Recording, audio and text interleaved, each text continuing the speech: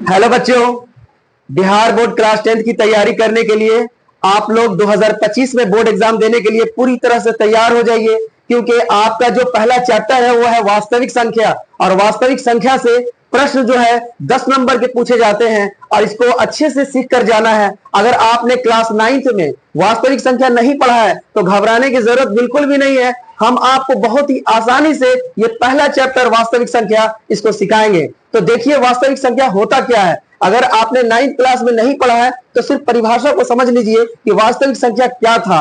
वास्तविक संख्या हम उस संख्या को कहते हैं जो परिमेय संख्या और अपरिमेय संख्या के संग्रह यानी कि समूह को वास्तविक संख्या कहा जाता है। ये आपने 9th क्लास तक जानना था, बट आप 10th क्लास में आ चुके हैं। तो 10th क्लास में वास्तविक संख्या का क्या मतलब होता है कि आपको यूक्लिड के बारे में पढ़ना है। ये यूक्लिड जो है मैथमेटिशियन थे, गणितज्ञ थे, और इस गणितज्ञ का कहना था कि यदि दो पूर्णांक, एक पूर्णांक ए है और दूसरा पूर्णांक बी है, तो दोनों इस प्रकार विभाजित होता है कि भागफल क्यू और शेषफल आर प्राप्त होता है। तो थोड़ा सा हम आपको लिख दे रहे हैं, इस फॉर्मूला को आप देखिएगा। यूक्लिड विभाजन प्रमेयिका जिसको बोलते हैं, या यूक्लिड विभाजन एल्गोरिथम भी बोलते हैं। तो आप इसको देखिए कैसे यूक्लिड विभाजन एल्गोरिथम का फॉर्मूला लिखा जाता है। जैसे कि एक पूर्णांक ए है और दूसरा पूर्णांक बी है, तो दोनों इस प्रकार विभाजित होता है कि भागफल क्यू और शेषफल आर प्राप्त होता है। ये कथन, ये स्टेटमेंट किसका कहा गया था? यूक्लिड मैथमेटिशियन जो थे, यूक्लिड गणितज्ञ थे, उनका कहा हुआ था कि यदि दो पूर्णांक, एक पूर्णांक ए है बाबू, दूसरा पूर्णांक बी है, तो वो इस प्रकार विभाजित होता है कि भागफल क्यू और शेषफल आर प्राप्त होता है। ऐसा तभी होगा, उनका कहना था, कि जब पहला जो पूर्णांक है वो बड़ा होगा, यानी ए जो है बड़ा होगा बी से, यानी जो बड़ा पूर्णांक होगा उसको ए मान लेना आपको और छोटा नंबर को आपको बी मान लेना। जिस प्रकार आप देख रहे होंगे यहाँ बोर्ड पे लिखा हुआ सारा प्रश्न है, तो आप इसमें समझ रहे होंगे कि जो बड़ा नंबर है उसको ए मानना चाहिए और छोटा नंबर है उसको बी मानना चाहिए। ये हमेशा याद रखेंगे आप। यूक्लिड विभाजन एल्गोरिथम में से इस प्रश्न को हल करने के लिए इस बात को ध्यान रखना होगा कि बड़ी संख्या को आपको क्या मानना है, ए, और छोटी संख्या को आपको बी मानना है। तो चलिए आइए देखिए ये फॉर्मूला जो है कैसे लिखा जाता है। ए बराबर B Q plus R, B into Q plus R या बी क्यू प्लस आर ऐसा बोल सकते हैं। तो ए क्या है? एक पूर्णांक है, बी भी एक पूर्णांक है, और क्यू क्या है? भागफल है, और आर क्या है? शेषफल है। तो आप तो बचपन से पढ़े थे कि भाज्य बराबर भाजक गुना भागफल प्लस शेषफल, और ए पहली संख्या जो बड़ी होती है उसको ए मानना है और छोटी संख्या को बी मानना है। और इसका एक कंडीशन होता है। कुछ बच्चे क्या करते हैं कि इतना ही याद करके रह जाते हैं, ऐसा नहीं है। आपको यूक्लिड का पूरा याद करना पड़ेगा, इसका जो शर्त है उसको भी याद करना पड़ेगा। शर्त क्या है? शर्त देखिए हम लिख दे रहे हैं। ऐसा तभी होगा जब 0 छोटा और बराबर होगा आर से, आर छोटा होगा बी से। ये भी आपको ध्यान रखना है। फिर से देखिएगा, 0 छोटा और बराबर होगा आर से, आर छोटा होगा बी से। ये यूक्लिड का पूरा एक फॉर्मूला है। अब इस पर आधारित जो प्रश्न पूछा गया है हम उसको सॉल्व करते हैं। आइए देखिए ध्यान से। निम्नलिखित संख्याओं का एचसीएफ ज्ञात करने के लिए यूक्लिड विभाजन एल्गोरिथम का प्रयोग करना है। आपको बोल दिया गया इसी फॉर्मूला का प्रयोग करना है। निम्नलिखित संख्याओं को एचसीएफ ज्ञात करने के लिए यूक्लिड विभाजन एल्गोरिथम का प्रयोग कीजिए, आपको ऐसा बोला जा चुका है। पहला प्रश्न है 135 और 225। देखिए हम लोग कैसे 135 और 225 का हल करते हैं। देखिए ध्यान से। हल करने के लिए 135 और 225 है,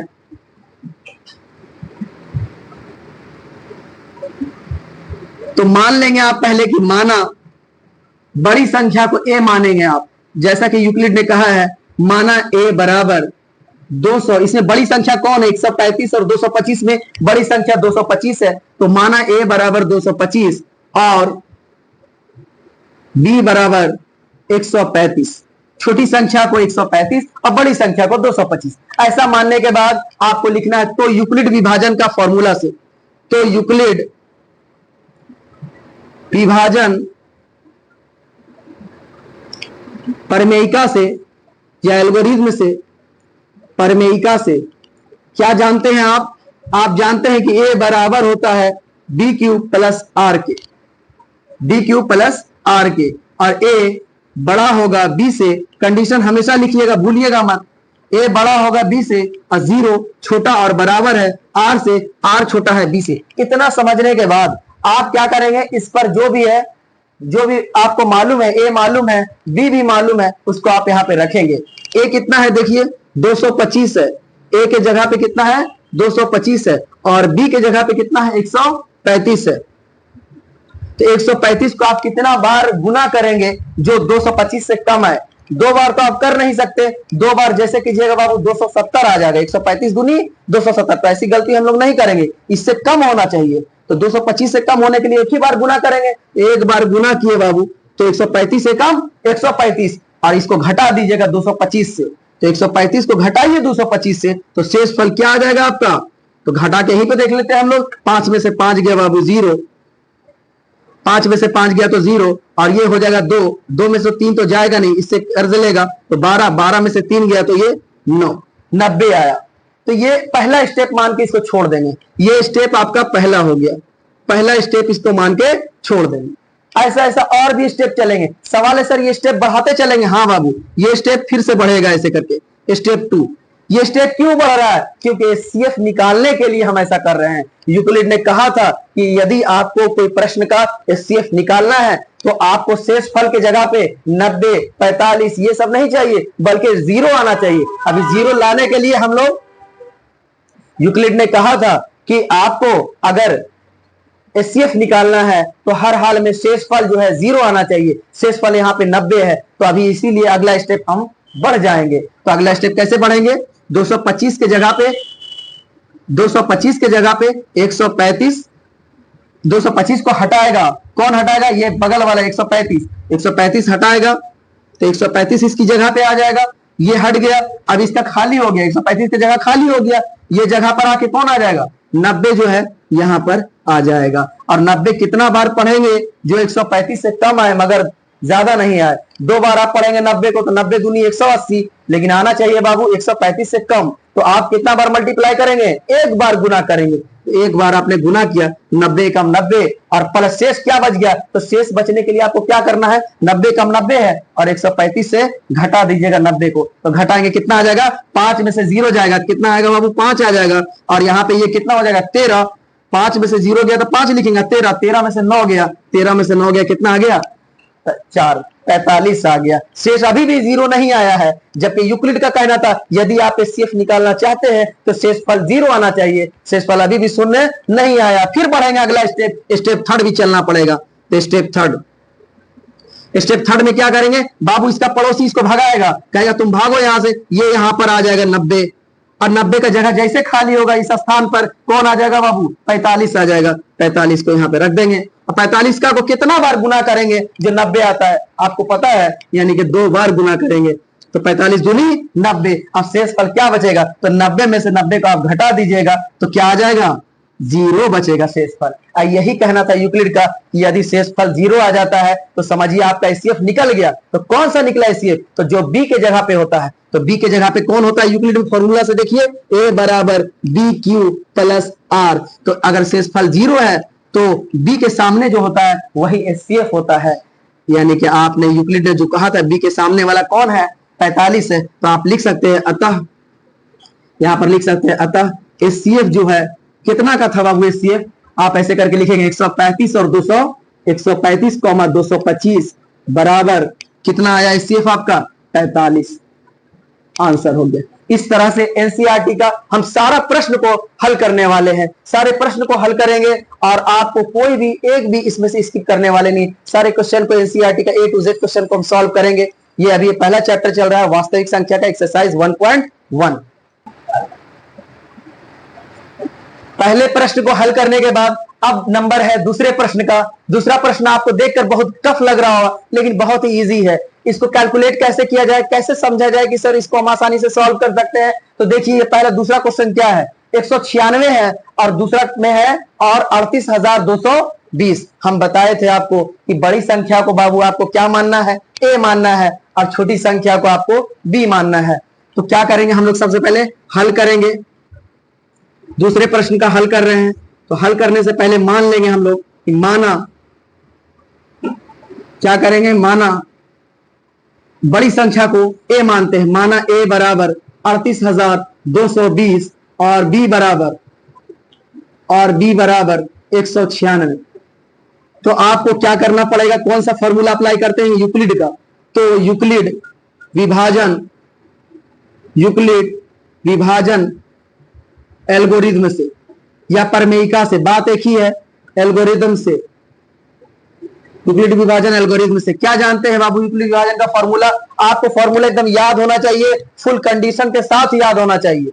ए बराबर बी क्यू प्लस आर, और ए बड़ा होता है बी से और जीरो छोटा या बराबर आर से, आर छोटा है बी से। कुछ बच्चे क्या करते हैं कि पहले फॉर्मूला को सिर्फ लिखते हैं ए बराबर बी क्यू प्लस आर, और ए बड़ा है बी से, ये भी नहीं लिखते, और ये भी तो बिल्कुल भी नहीं लिखते हैं। तो सब लिखना पड़ेगा आपको। ए बड़ा बराबर होता है बी क्यू प्लस आर के, ए बड़ा होगा बी से और जीरो छोटा या बराबर है आर से, आर छोटा है बी से। ये यूक्लिड का पूरा स्टेटमेंट था, इसको आपको साथ साथ लिखना है। एग्जाम में आप ये गलती बिल्कुल ना करेंगे कि आधा लिख कर जाएंगे, पूरा लिखना पड़ेगा आपको, ठीक है।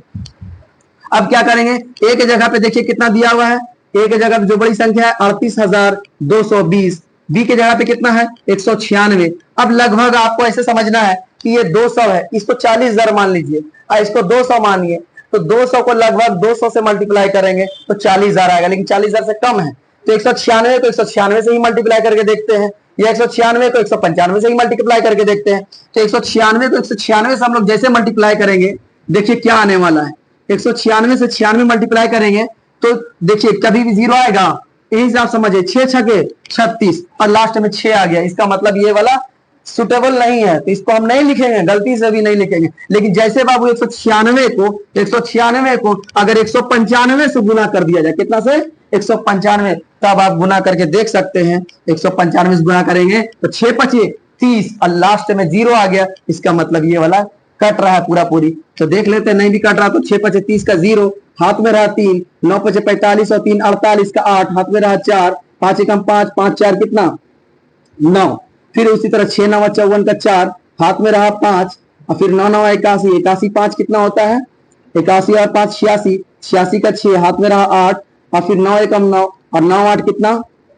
17। फिर उसी तरह से अब इसका लास्ट है 6 1 जा 6, 6 एकम 6, 9 एकम 9, 1 एकम 1, कितना आ जाएगा बाबू 0, 8 4 12 का 2, हाथ में रहा 1, 6 6 12 और 12 और 9, 12 और समझिए 9 एक हाथ वाला 10, 12 और 10 कितना होता है 22, 22 का 2, हाथ में रहा 2 और 7 2 9, 9 9 18 का 8, हाथ में रहा 1, 1 1 2 और 1 हाथ वाला 3, 38,220, 38,220 आ गया। यानी कि 195 बार में ये लग रहा है बहुत अच्छा से, तो 195 बार में हम लोग गुना कर दिए तो शेष क्या बचा, तो 195 बार में गुना किए तो 38,220 आया। इसको जब आप घटा दीजिएगा बाबू, तो इतने में से घटाइएगा 38,000 तो शेषफल क्या आ गया 0।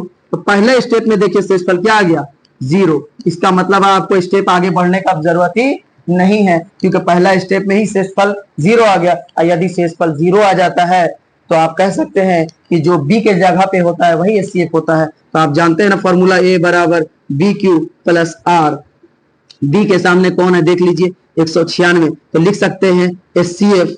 अतः एचसीएफ कितना का बाबू 38,220 कॉमा 196 बराबर कितना आ जाएगा एचसीएफ 196। ये आंसर हो गया आपका। इस तरह से अब इसको लिखने के बाद मैं दूसरे क्वेश्चन पे आऊंगा, क्वेश्चन नंबर 3 पे। प्रश्न संख्या 2 को कंप्लीट मैंने किया अभी। अब तीसरे प्रश्न पर चलते हैं। तीसरे प्रश्न को उसी प्रकार से सॉल्व करेंगे। तीसरे प्रश्न को हल करने से पहले इसको पहले लिख लेंगे, क्या है 867 और 255। आपको यह बताना है कि इस दोनों संख्या में बड़ी संख्या कौन है। बड़ी संख्या है 867, तो जो बड़ी संख्या होती है यूक्लिड ने कहा उसको ए मानना, और जो छोटी संख्या होती है उसको बी मानना। तो हम लोग सबसे पहले इसको क्या मानेंगे, माना ए बराबर 867 बड़ी संख्या इसलिए, और बी बराबर 255। इतना लिखने के बाद कौन सा फॉर्मूला लगाएंगे, यूक्लिड विभाजन एल्गोरिथम का इस्तेमाल करके, प्रयोग करके बोलता है कि एचसीएफ ज्ञात करना है। तो आप तो यूक्लिड विभाजन प्रमेय से चलेंगे हम लोग। क्या जानते हैं आप लोग यूक्लिड विभाजन के बारे में, यूक्लिड विभाजन परिमेयिका से क्या जानते हैं फॉर्मूला ए बराबर बी क्यू प्लस आर, ए बड़ा होता है बी से, एकदम पूरा याद रखिएगा। कुछ बच्चे क्या करते हैं, सिर्फ ए बराबर बी क्यू प्लस आर लिखते हैं, ऐसा नहीं है, इसको पूरा लिखना चाहिए। ए बराबर बी क्यू प्लस आर, ए बड़ा होता है बी से, और जीरो छोटा बराबर होगा आर से, आर छोटा है बी से। तो ए के जगह पे 867 लिखेंगे आप, बी की जगह पे कितना है 255 है, 255 लिख लेंगे। और 255 को कितना बार गुना करे जो 867 है, आप 4 बार तो करेंगे नहीं, 1000 के करीब पर चला जाएगा, तो हम 3 ही बार करके देखते हैं। तो 3 बार हम गुना करेंगे बाबू, तो देखते हैं 3 बार गुना करने से क्या आता है। 5 या 15 का 5 हाथ में रहा 1, 5 या 15 और एक हाथ वाला 16 का 6 हाथ में रहा 1, 3 दूना 6 और एक हाथ वाला 7, यानी कि 765 आ गया, 765। अब बाबू 765 इसमें घटा दीजिए 867 में, घटा के देखेंगे तो जो आएगा शेष हो जाएगा।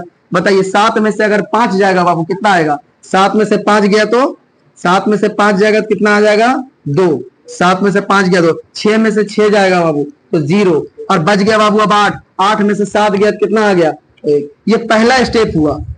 क्यों पहला स्टेप होगा, क्योंकि आपने देखा कि पहले स्टेप में शेषफल 0 नहीं आया, और यूक्लिड का कहना है कि यदि शेषफल 0 आ जाता है तब समझिए कि आपका एचसीएफ जो बी होगा यानी भाजक होगा वही एचसीएफ होगा। ठीक है, तो अभी क्या करेंगे हम लोग, ये पहला स्टेप हुआ, अभी दूसरा स्टेप तो हुआ नहीं, दूसरा स्टेप में हम लोग चलेंगे, तीसरा स्टेप फिर चलेंगे, यानी कि 0 लाना मकसद हमारा है। तो अब क्या करेगा, ये पड़ोसी इसका 255 इसको भगा देगा, कहेगा भागो यहां से, ये 255 कहेगा भागो यहां से, ये 255 इसको भगाएगा, भाग जाओ भाई। अब इसका स्थान तो खाली हो गया छोटू, इसके स्थान पे कौन आ जाएगा 102 आ जाएगा, 102 आ गया इसकी जगह पे। अब 102 आया तो 102 को आप कितने बार गुना करिएगा जो 255 से कम आए मगर ज्यादा नहीं आए, तो आप कहिएगा सर हम 2 ही बार गुना करेंगे, 2 बार गुना करके देखते कितना आता है।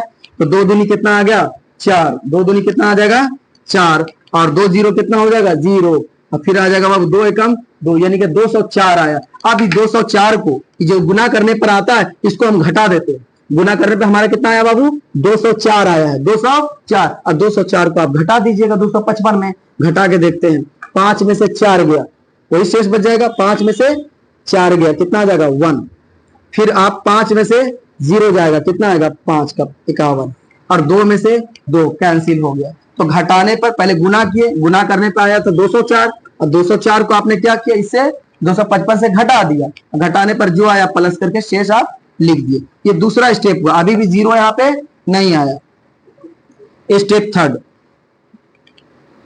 स्टेप थर्ड में अब इसकी जगह कौन लेगा, इसको हटा देगा, इसके जगह पे आ जाएगा 102। अब 102 की जगह पे कौन आ जाएगा 51, 51। 51 को कितना बार गुना करेंगे छोटू, 51 को कितना बार गुना करेंगे जो 102 आ जाए, तो आप कहिएगा 2 बार में। अब देखिए 51 दूनी 102 आ गया, शेषफल क्या बचा, तो 102 में से 102 घटेगा तो 0 आ जाएगा, यानी शेषफल क्या आ गया। यूक्लिड का कहना था कि यदि शेषफल 0 आ जाता है तो समझिए कि आपका एचसीएफ निकल गया। तो एचसीएफ आपका कितना हो गया, तो ए बराबर आप जानते हैं बी क्यू प्लस आर, और बी के सामने ही वाला एचसीएफ होता है, तो लिख सकते हैं आप अतः एचसीएफ, एचसीएफ कितना का एचसीएफ 867 का, 867 और कॉमा 255 बराबर 51, ये आंसर हो जाएगा, यही एचसीएफ निकल गया। तो इस तरह से हमने तीनों प्रश्न को सॉल्व कर लिया है। अब हम लोग बात करेंगे अगला नेक्स्ट क्वेश्चन, क्वेश्चन नंबर 2 को। तो पहले इसको आप लिख लीजिए। पहले प्रश्न को हल करने के बाद, पहले प्रश्न में 3 प्रश्न थे, मैंने तीनों को एक एक करके सॉल्व किया है।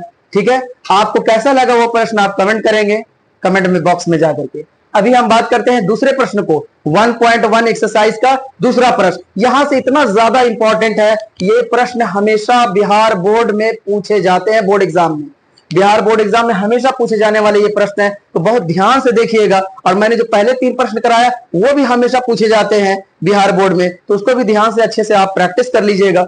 और ये जो मैं अभी बताने वाला हूं ये तो बहुत इंपॉर्टेंट है ही है, तो आप देखेंगे कैसे इसको सॉल्व करते हैं। तो प्रश्न क्या है, पढ़ते हैं और देखिए इस प्रश्न को।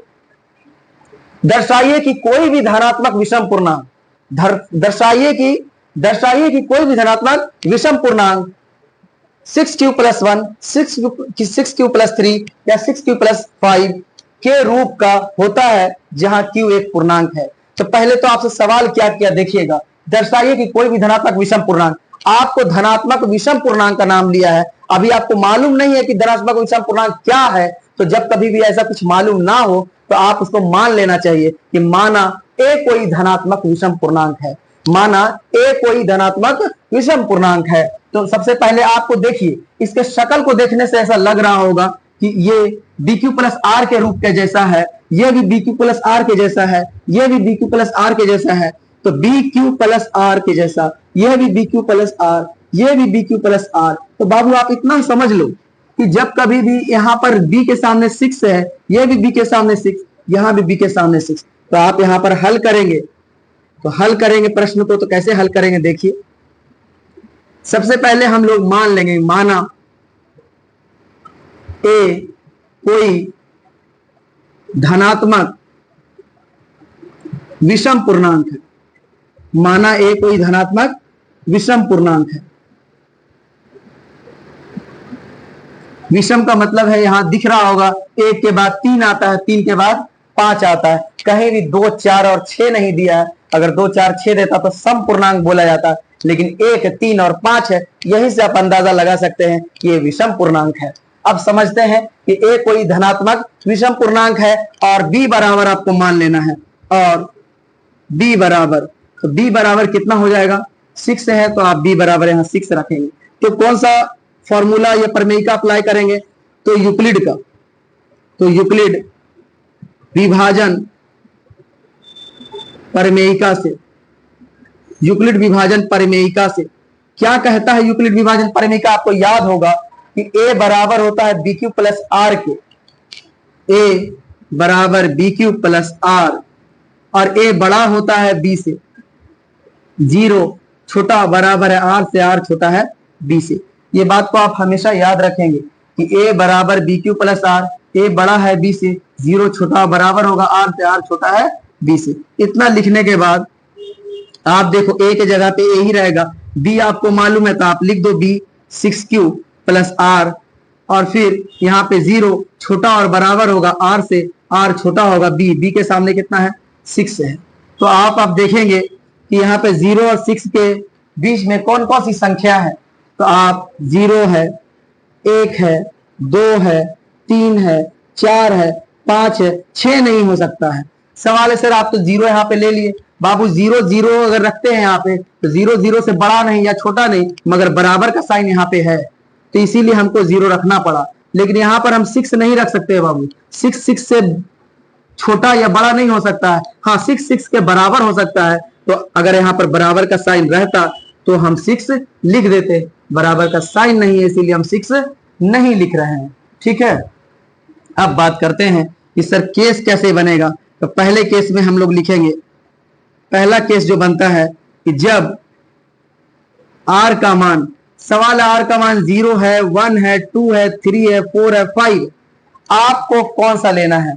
देखिए हम लोग 0 से अगर स्टार्ट करते हैं तो आर बराबर लिखेंगे 0, तो जैसे आपने 0 रखा है आर बराबर, तो यहां भी आपको 0 रखना पड़ेगा, तो हो जाएगा ए बराबर 6Q प्लस 0, यानी फाइनली जो लिखिएगा इसको ए बराबर 6Q। ये पहला हो पहला केस। दूसरा केस उसी तरह से केस 2 में आते हैं, जब आर बराबर 0 के बाद किसका नाम है 1, तो ए बराबर हो जाएगा 6Q प्लस 1। उसी तरह से केस 3 में आते हैं, जब आर का मान, अब 1 के जगह पे आप किसका नाम नंबर आएगा, 1 के बाद 2 का नंबर आएगा, 2 रखेंगे तो हो जाएगा, 2 रखते ही क्या हो जाएगा ए बराबर 6Q प्लस 2। उसी तरह से केस 3 आते हैं, केस 3 हो गया। केस 4 में आते हैं, जब आर का मान 2 के बाद किसका नंबर है 3 का नंबर, 3 रख दिया जाए, तो आप 2 के जगह पे 3 रखेंगे तो ए बराबर 6Q प्लस 3। ये केस 4 हुआ। अभी 2 केस 4 ही कहां तक गए हम लोग, जब आर का मान 3 हुआ, अभी 2 और बचा हुआ 4 और 5, फिर यहीं पर सॉल्व कर लेते हैं। केस 4 में आते हैं, जब आर का मान 4 होगा तो ए बराबर 6Q के बाद प्लस 2 प्लस 3, आप क्या डालेंगे प्लस 4। उसी तरह से केस 5 आ जाएगा। केस 5 में जब आर बराबर 5 तो ए बराबर 6Q प्लस 5। लेकिन हम लोग जो सेलेक्ट करेंगे सिर्फ और सिर्फ विषम संख्या को। तो विषम संख्या कौन है यहाँ पे? 1 वाला विषम संख्या है तो 1 को सिलेक्ट करेंगे, 3 में विषम संख्या है तो 3 को सिलेक्ट करेंगे, और उसके बाद 4 तो होगा नहीं, 5 विषम संख्या है तो 5 वाले को सिलेक्ट कर लेंगे। तो लिख देंगे कि अतः कोई भी धनात्मक विषम पूर्णांक, विषम को ही सिलेक्ट किए हैं तो विषम पूर्णांक को ही बोलेंगे। अब विषम पूछ भी रहा हमसे, विषम पूर्णांक का रूप, कोई भी धनात्मक विषम पूर्णांक का रूप 6q + 1, 6q + 1 के बाद 6q + 3 या 6q + 5 के रूप का होता है। ये हो गया आपका। अब इस प्रश्न को हल करने के बाद अगला प्रश्न 3 नंबर का है, उसको हम लोग देखेंगे। इस प्रश्न को आप अच्छे से प्रैक्टिस कर लीजिएगा। प्रश्न संख्या 2 को हल करने के बाद अब हल करेंगे हम लोग प्रश्न संख्या 3 के बारे में। ये जो भाषा पर आधारित प्रश्न आप देख रहे हैं बहुत ही आसान है, लेकिन आपको देखने में बहुत टफ लग रहा होगा। इस प्रश्न को हम पढ़ते हैं और आप समझिएगा।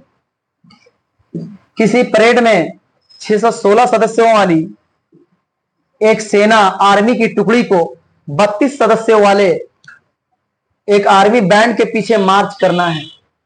दोनों समूह को समान संख्या वाले स्तंभों में मार्च करना है। समान संख्या वाले स्तंभ मतलब दोनों का स्तंभ बराबर, दोनों का लाइन बराबर। उसका अगर 3 लाइन तो इसका भी 3 लाइन, उसका 5 तो इसका भी 5, बैंड वाला का भी 5 लाइन, आर्मी वाला का भी 5 लाइन, बैंड वाले का 3 लाइन तो आर्मी वाले का भी 3 लाइन। समान संख्या में बोला मार्च करना है। तो कहता है उन स्तंभों की अधिकतम संख्या क्या है जिसमें वे मार्च कर सकते हैं। आप समझिए, अधिकतम संख्या मतलब समझ गए? एचसीएफ बोला बाबू, अधिकतम का मतलब ही होता है एचसीएफ। आपको किसी परेड में सदस्यों की संख्या कितनी है? 616। और बैंड वाले की संख्या कितनी है? ये आर्मी की संख्या है, ये आर्मी की संख्या है। और बैंड वाले कितने हैं? बैंड वाले की संख्या है 32। अब इसको हम लोग हल करेंगे तो आपको बताया था कि एचसीएफ निकालना है, तो एचसीएफ निकालने का तरीका आपको बता चुके हैं। बड़ी संख्या को आप क्या मानते हैं? माना a बराबर 616 और b बराबर 32। अब यहां से हम समझते हैं कि आप अपने से चाहे तो आप हल कर सकते हैं यूक्लिड का फॉर्मूला लगाकर। कैसे हल करेंगे? तो यूक्लिड विभाजन एल्गोरिथम से, यूक्लिड विभाजन एल्गोरिथम से क्या जानते हैं? a बराबर BQ + R। a बड़ा होता है b से, 0 छोटा बराबर होगा r से, r छोटा है b से। ये हम आपको बता दिए, अच्छे से याद कर लेना इस चीज को। अब बात करते हैं a के जगह पे कितना है? 616। b के जगह पे है 32। 32 का को कितना बार पढ़ेंगे जो 616 आ जाए? तो लगभग मान लीजिए 20 बार अगर करते हैं तो कितना आएगा? नहीं हो पाएगा। 19 बार करके देखते हैं 32 को। 9 दूनी 18 का 8 हाथ में रहा 1, 9 तिया 27 और 28, 2 एकम 2 और 3 एकम 3, 8 2 10 का 0 हाथ में रहा 1, 3 2 5 और 1 6, 608 आता है। हाँ 608 आ रहा सही। यानी 32 को अगर हम 19 बार गुना करें बाबू तो कितना आ रहा? 608। और 608 आएगा तो 608 जो आया 32 को किसका गुना करने पे? 19 को गुना करने पे। तो 608 आया। 608 को अगर आप माइनस कर देंगे इससे 616 से तो जो आएगा शेष लिख देंगे। 616 से घटाइएगा तो 6 में से 8 तो जाएगा नहीं, 16, 16 में से 8 जाएगा तो 8। ये अब हो जाएगा 0 और 0 में से 0 जाएगा। तो इससे पता चला कि अब कुछ बचा ही नहीं है। तो ये सीधा सीधी क्या बच गया? सिर्फ और सिर्फ 8 बचा हुआ है। कितना बचा हुआ है? क्योंकि 616 में से जैसे 608 को घटाएंगे सिर्फ और सिर्फ 8 बचेगा। आप घटा के देखो 616 में से 608 को, सिर्फ 8 बचेगा। अब हम बताए थे ये पहला स्टेप होता है एचसीएफ निकालने का। एचसीएफ निकालने का यूक्लिड ने बताया कि दूसरा स्टेप भी तब लगाएंगे जब शेषफल 0 नहीं आएगा। शेषफल यहाँ 0 नहीं आया, फिर ट्राई करेंगे हम लोग इसकी जगह कौन ले लेगा, ये 32 इसको भगाएगा और ये 32 यहाँ पर आ जाएगा। 32 को भगा के 32 की जगह जैसे खाली होगा ये 8 जो होता है ये यहाँ पे आ जाएगा। अब अटका पहाड़ा को कितना बार पढ़ेंगे, जो 32 आता है 4 बार में, 8 चौके 32, शेष फल बाबू क्या बच गया, तो 32 में से 32 घटाएंगे शेष फल क्या आ गया, 0। आप बोल सकते हैं अतः जो बी होता है ए बराबर बी क्यू प्लस आर, आप जानते हैं सीएफ ने यूक्लिड ने कहा था कि अगर शेषफल 0 आ जाता है तो आपका जो भाजक होता है यानी बी जो होता है वही आंसर होता है। तो लिख सकते हैं अतः स्तंभ का निकालना था तो अतः स्तंभों की अधिकतम संख्या, सीएफ निकल गया यानी अधिकतम संख्या, यानी कि सीएफ अधिकतम संख्या कितना आया है, अधिकतम संख्या बराबर 8 आंसर हो गया। इस तरह से आप सॉल्व कर सकते हैं और इसी तरह से हम चौथे प्रश्न को भी हल करेंगे। लिख लीजिए इसको। तीसरे प्रश्न को हल करने के बाद चौथे प्रश्न को हल करेंगे। ये भी भाषा पर आधारित प्रश्न है लेकिन बहुत ही आसान है, आप इसको ध्यान से समझेंगे। मैं भी आपको धीरे धीरे समझाने की पूरी कोशिश करूंगा। देखिए पहले क्वेश्चन को हम लोग पढ़ते हैं, प्रश्न को पहले पढ़ लेते हैं। प्रश्नावली 1.1 का चौथा प्रश्न है ये। यूक्लिड विभाजन प्रमेयिका का प्रयोग करके दर्शाइए कि किसी धनात्मक पूर्णांक का वर्ग किसी पूर्णांक m के लिए 3m या 3m+1 के रूप का होता है। तो सबसे पहले तो आपको यहाँ पर कहा गया है कि दर्शाइए कि किसी धनात्मक पूर्णांक का वर्ग। अब हम लोग को ये पता ही नहीं है कि धनात्मक पूर्णांक है क्या, तो धनात्मक पूर्णांक जब नहीं मालूम तो हम लोग मान लेते हैं ऐसे केस में। तो सबसे पहले हम लोग मानेंगे, हल करेंगे तो मानेंगे इसको, माना ए कोई धनात्मक पूर्णांक है, माना ए कोई धनात्मक पूर्णांक है, इसमें सम विषम कुछ नहीं बोला है तो सिर्फ धनात्मक पूर्णांक मान लिए। माना ए कोई धनात्मक पूर्णांक है और b बराबर कितना होना चाहिए, ये चीज को आप देखेंगे। आपको ये देखकर समझ में आ रहा होगा कि 3m और 3m+1 है तो इसको आप लिख सकते हैं bq और इसको लिख सकते हैं आप bq प्लस r के जैसा। तो इस रूप में है bq प्लस r के जैसा। इससे पता चलता है कि b के सामने 3 है, यहाँ भी b के सामने 3 है तो आप भी b के सामने यहाँ पे 3 ले लेंगे। तो कौन सा फॉर्मूला अप्लाई करेंगे हम लोग, तो यूक्लिड का फॉर्मूला इस्तेमाल करते हैं। तो यूक्लिड विभाजन एल्गोरिथम से क्या होता है, यूक्लिड विभाजन एल्गोरिथम का फॉर्मूला हम लोग सभी जानते हैं कि इसका एल्गोरिथम फॉर्मूला जो बताया था a बराबर बी क्यू प्लस आर। ए बड़ा होता है b से और 0 छोटा बराबर होगा r से, r छोटा है b से। ये सबको एकदम अच्छे से याद होना चाहिए, ठीक है। a बराबर B Q plus R, a बराबर b के जगह पे कितना है आप देखें, b 3 थे, 3 इसलिए हमने 3 लिया। तो यहाँ पे b के सामने क्या ले लेंगे 3q और प्लस r। यहाँ भी उसी तरह से बैठाएंगे, 0 छोटा बराबर होगा r से, r छोटा होगा b के सामने 3 है, 3 रख देंगे।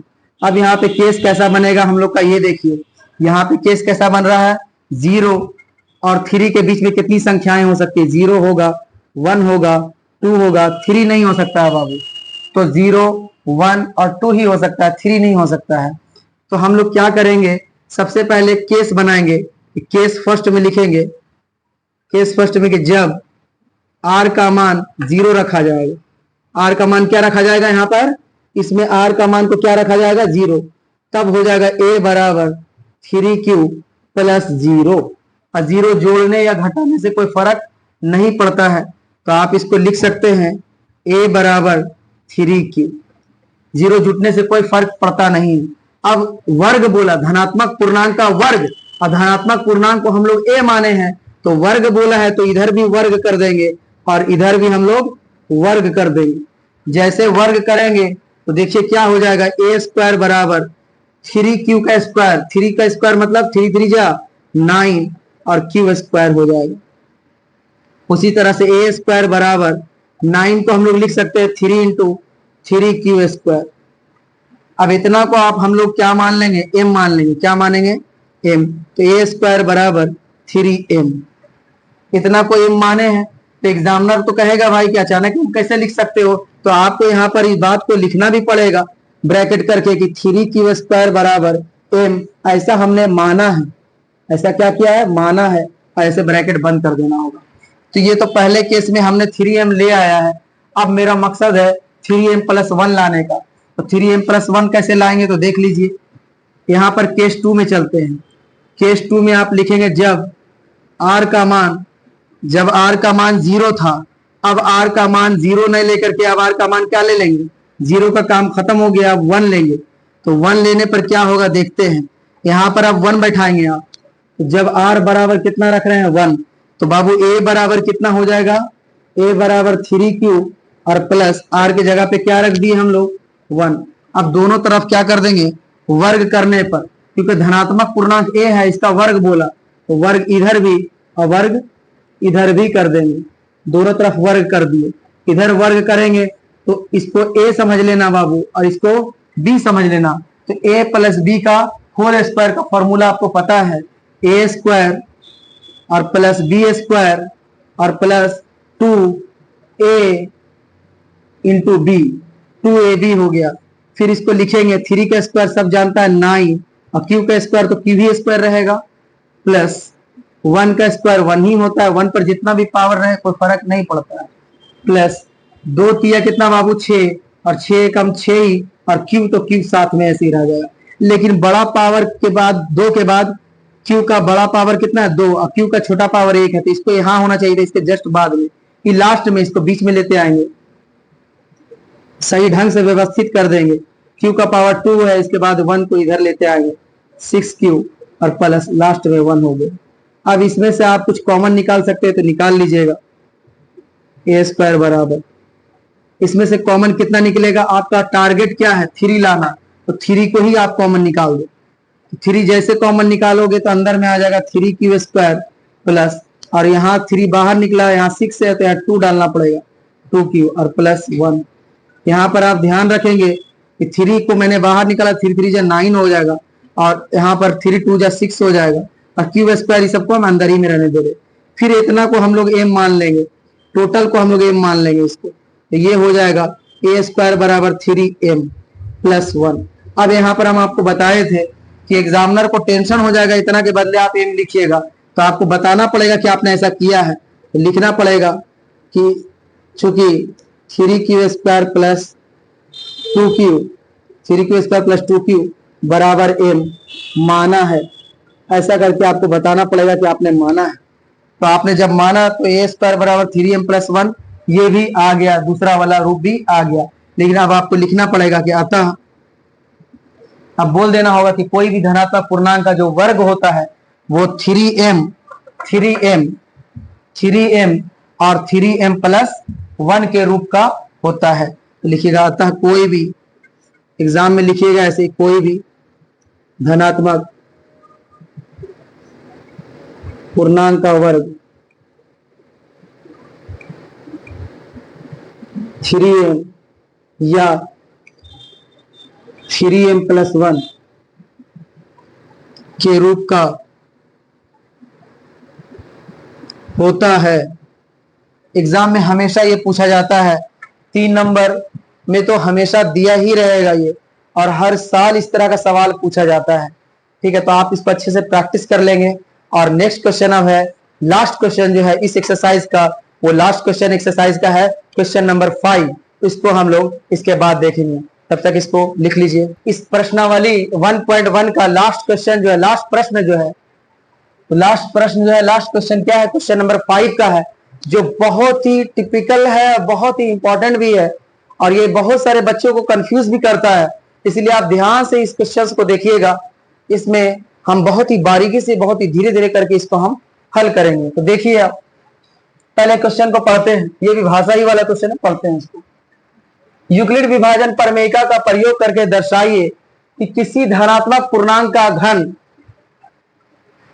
9m या 9m+1 या 9m+8 के रूप का होता है। तो फिर वही बात बोला है, इसका रूप तो आपको समझ में आ ही रहा होगा कि 9m का मतलब BQ प्लस R के जैसा, और यहां भी BQ प्लस R के जैसा। सबसे पहले जब भी आप हल करेंगे तो ये चीज को लिखेंगे कि यूक्लिड दर्शाइए कि किसी धनात्मक पूर्णांक का घन, आपको पता ही नहीं है धनात्मक पूर्णांक है क्या, तो आप मान लेंगे कि धनात्मक पूर्णांक क्या है। तो मानेंगे यहां पे, माना ए कोई धनात्मक पूर्णांक है, ए कोई धनात्मक पूर्णांक है, आप ऐसे मान लेंगे ये कोई धनात्मक पूर्णांक है। और b बराबर, और b बराबर कितना मानेंगे, b के जगह पे आप देखिए सब जगह 9 है, b के जगह पे 9 आ रहा है, तो यहाँ पे b के जगह पे आप 9 मान लेंगे। तो कौन सा फॉर्मूला लगाते हैं, यूक्लिड का बोल रहा यूज करके, यूक्लिड विभाजन प्रमेयिका का प्रयोग करके बोलता है, तो यूक्लिड हम लोग यूज करेंगे, यूक्लिड विभाजन प्रमेयिका से, परिमेयिका से क्या जानते हैं हम लोग, a बराबर B Q plus R, a बड़ा होता है b से, 0 छोटा बराबर r, r छोटा है b से। a के जगह पे नहीं मालूम, कोई बात नहीं, b के जगह पे 9 है, 9 रख देंगे आप, 9 क्यूब प्लस r, और 0 छोटा बराबर होगा r से, r छोटा है b, b कितना है 9 है। अब 0 और 9 के बीच में कौन कौन सी संख्या है, 0 1 2 3 4 5 6 7 8, बस 8 ही तक हो सकता है।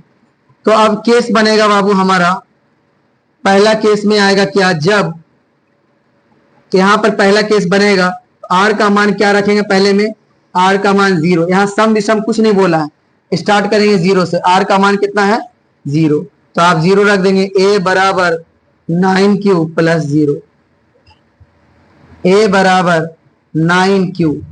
अब आपको कहा है कि धनात्मक पूर्णांक का घन, मतलब इधर भी क्यूब डालने बोल रहा है, उधर भी क्यूब डालने बोल रहा है, तो पावर क्यूब आप इधर भी डाल देंगे, अब पावर क्यूब आप इधर भी डाल देंगे, 0 जुटने से कोई फर्क नहीं पड़ता है। तो a क्यूब बराबर हो जाएगा 9 का क्यूब, यानी कि 9 को 3 बार मल्टीप्लाई कीजिए, गुना करिएगा, 9 का क्यूब का मतलब होता है 9 इंटू 9 इंटू 9, यानी 9 9 81, 81 9 9 का मैं 9 की बात 729 आ जाएगा, कितना आ जाएगा 729। अब क्यू का पावर 3 है बाबू, तो क्यू का पावर 3 लिखेंगे, यहां तक आप आसानी से कर लेंगे। अब यहाँ पर टारगेट आपका क्या है कि 9 लाना, क्या लाना टारगेट है 9, एम तो मान लेते हैं हम लोग, 9 लाने के लिए हम लोग को 9 कॉमन निकालना पड़ेगा। जैसे कॉमन यहाँ निकालेंगे 9 को, तो यहाँ पर हम लोग कितना बार में होगा, तो देख लीजिए 9 8 72 और 9 एकम 9 और क्यू का पावर 3, यानी कि 81 9 729 होता है। अब इतना को आप m मान लेंगे, क्या मान लेंगे m, तो 9m आ जाएगा, यानी कि a क्यू बराबर हो जाएगा 9m। तो ये आ गया आपका पहला जो रूप लाना था, पहला रूप हमने ले आया। अब दूसरा लेकर आते हैं, तो अब चलेंगे केस 2 के बारे में। केस 2 में चलते हैं। केस 2 क्या है, जब r का मान बाबू कितना रखा था पहले हम लोगों ने 0, अब r का मान 1 रख कर देखते हैं। जैसे 1 रखेंगे तो यहाँ पर 1 रखना होगा r के जगह पे, तो क्या हो जाएगा a बराबर 9 क्यूब प्लस 1, और दोनों तरफ घन बोला है, तो घन इधर भी और घन यानी क्यूब इधर भी, पावर 3 इधर भी, दोनों तरफ a क्यूब बराबर, आप जानते हैं इसको a मान लेंगे, इसको b मानेंगे, तो a प्लस बी का होल क्यूब का फॉर्मूला हो जाएगा। a प्लस बी का होल क्यूब का याद रखेंगे, a cube plus B cube plus 3a square B plus 3ab square, याद रखना इस फॉर्मूला को बाबू। a प्लस बी का होल क्यूब का फॉर्मूला होता है a cube plus B cube plus 3a square B और प्लस 3ab स्क्वायर, इसको आप याद रखेंगे इस फॉर्मूला को। तो यहाँ पर हम लोग बैठाएंगे a क्यूब के जगह, a के जगह पे कौन है 9 क्यूब, इसका पावर 3 प्लस b के जगह पे कौन है बाबू 1, तो 1 का क्यूब और प्लस 3a स्क्वायर भी 3, a के जगह पे कितना है 9 क्यूब का स्क्वायर और b के जगह पे 1, b के जगह पे 1 प्लस 3a के जगह पे कौन है 9 क्यूब और b का स्क्वायर का मतलब 1 का, b के जगह पे कौन है 1 का स्क्वायर। ध्यान से समझेंगे, 9 का पावर 3 कितना होता है, 9 को 3 बार गुना किए तो तभी कितना आया था, देखें ना आप, 9 3 कितना होता है 9 9 81, 81 9 729 क्यू का पावर 3 है, तो क्यू का पावर 3 रख देंगे, प्लस 1 है तो प्लस 1 ही रखेंगे। अब देखिए 9 का स्क्वायर कितना होता है, तो 9 का स्क्वायर 81 होता है, 9 नवा 81, और 81 को आप 1 से गुना करेंगे कोई फर्क नहीं पड़ेगा। तो 9 का स्क्वायर का मैंने 9 गुने 9, तो 9 नवा 81, 81 तिया कितना होता है, तो 81 तिया आप करके देख लीजिए कितना होता है। 3 एकम 3 और 8 तिया 243, 243, और क्यू का पावर 2 है बाबू, तो क्यू का पावर 2 ही रहेगा। प्लस अब 3 9 जा कितना होता है, 3 नवा 27, 27 से कम 1 का स्क्वायर कोई फर्क नहीं पड़ता, एक ही कहलाएगा। तो 3 नवा 27, 27 से कम 27 ही हो जाएगा क्यू का क्यू। अब यहाँ पर आप देखिए इसका अरेंजमेंट यानी कि व्यवस्था सही से नहीं किया गया है, इसको व्यवस्थित कर लेंगे। तो पहले बड़ा पावर, उसके बाद छोटा पावर, उसके बाद ये क्यू का कुछ नहीं तो 1 पावर, और सबसे लास्ट वाला 1 हो जाएगा अचर पर। तो 729 को पहले लिख देंगे क्यू का पावर 3, फिर उसके बाद छोटा पावर कौन है बाबू, 3 के बाद पावर कौन सा है, 243 क्यू का पावर 2, और प्लस 27 क्यू, और प्लस 1 को सबसे लास्ट में ले आएंगे। अब इसमें से आप देखिए तीनों में से कॉमन मेरा मकसद है 9 लाना। क्या लाना, 9 को बाहर करना। तो 9 को हम लोग बाहर कर देंगे, हमारा मकसद है 9 को बाहर करना। तो 9 को पहला तो हम लोग ले आए, अब दूसरा पर चल रहे हैं, तो 9 हमारा बाहर हो जाएगा। 9 को जैसे बाहर करेंगे तो यहाँ पर कितना रखा जाएगा, तो 9 8 72, 9 एकम 9, यानी 81 नवा होता है 729 क्यू का पावर 3। प्लस अब 243 है, कितना बार में होगा देखते हैं। 9 दूनी 18, 9 दूनी 18, 6 बज गया, 6 पर 3 63, 9 5 45, 9 6 9 7 63, 7 बार में, यानी 27 नवा 243 होता है। 27 नवा कितना होता है, 243 होता है क्यू का पावर 2। और प्लस 9 को कितना बार पढ़ेंगे, जो 9 का पहाड़ा में 27 आता है 3 बार में, 9 तिहाई 27, और क्यूब है तो क्यूब तो रहेगा ही रहेगा। और प्लस 1 लास्ट में इसकी जरूरत है, तो प्लस 1 हमको दिख गया है कि प्लस 1 आ गया है। अब इतना को हम बताए थे आपको क्या मानना है, एम मानना है, तो आप लिख देंगे 9m प्लस 1। एग्जामिनर को टेंशन ना हो इसलिए आप यहाँ पर बता भी दीजिएगा कि 81 क्यू का पावर जो 3 है, और प्लस इसके बाद 27 क्यू स्क्वायर है, और प्लस 3 क्यू के बदले हम लोगों ने एम लिख दिया। इतना के बदले क्या लिख दिया हमने, एम लिख दिया। तो लिखिएगा एम माना है, ऐसा करके आपको लिखना पड़ेगा। अब ब्रैकेट बंद कर देंगे, और इस तरह से ये मैंने दूसरा को भी केस सॉल्व कर दिया। और हमारा जो मकसद था दूसरा वाला भी लाने का, वो हम 9m प्लस 1 ले आए। पहला में 9m लाए और दूसरा में 9m प्लस 1 लाए। तीसरा में भी ठीक उसी तरह से 1 को लेके चले थे, अब आप 2 को लेके चलेंगे तो आपका तीसरा वाला 9m प्लस 8 आ जाएगा। अब आपको बताना है 9m प्लस 8 को सॉल्व करके कि कैसे आप जब r का मान 2 रखेंगे तो 9m प्लस 8 आता है। ये आपको कमेंट में आंसर बताना है कि आया आपसे या नहीं आया। अगर नहीं आया बोलेंगे तो मैं लाइव क्लास आकर के उसको बताऊंगा आपको। तो यहाँ तक आपका एक्सरसाइज 1.1 कंप्लीट हो गया है। अब हम लोग चलेंगे 1.2 की तरफ, ठीक है। तो इसको आप अच्छे से समझ लीजिएगा, बहुत ही इंपॉर्टेंट है। वास्तविक संख्या बिहार बोर्ड 2025 में जो देना चाहते हैं एग्जाम, उसके लिए बहुत ही इंपॉर्टेंट है। कम से कम 10 नंबर तो यहाँ से कंफर्म है और हमेशा पूछा जाता है, कभी इसमें कोई कटौती नहीं है। और यहाँ जो बताया आपको ये थोड़ा सा बड़ा जरूर हो गया है, लेकिन आपको थोड़ा सा प्रैक्टिस करेंगे तो बहुत ही आसान हो जाएगा। इसीलिए कहा जाता है कि practice makes a man perfect. Practice आदमी को पूर्ण बना देता है, मुकम्मल बना देता है। तो आप अगर मुकम्मल बनना चाहते हैं, पूर्ण रूप से रेडी रहना चाहते हैं, तो प्रैक्टिस कीजिए, प्रैक्टिस प्रैक्टिस और प्रैक्टिस कीजिए। और 2025 में बोर्ड एग्जाम में अगर आप 90 प्लस मार्क्स चाहिए, 90 अबव लाना चाहते हैं, तो आप हमारे साथ जुड़े रहिए। और ये आपको कैसा लगा आप कमेंट और लाइक और शेयर जरूर कीजिएगा। Okay, thank you.